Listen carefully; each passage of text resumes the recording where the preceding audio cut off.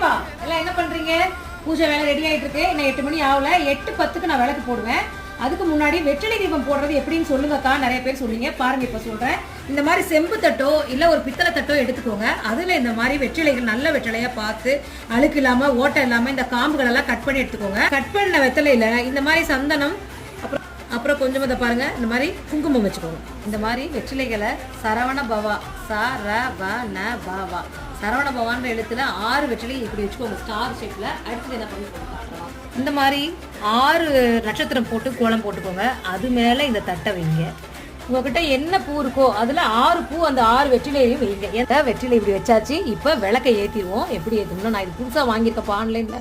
நம்ம கையில தீ போயிருது, குழந்தைங்களுக்குலாம் கூட பார்த்தாது கையில தீக்காயம் பட தேவையில்லை. இப்படிதான்ப்பா விளக்கு ஏற்றணும். இன்னைக்கு வெற்றிலை தீபத்தை நான் இப்படிதான் உங்க முன்னாடி ஏற்றிருக்கேன். அனைத்து காரியங்களையும் வெற்றி அடையணும் பெருமான் முருகன்ட்ட வேண்டிக்கிறேன். ஓகேங்க, பாய்.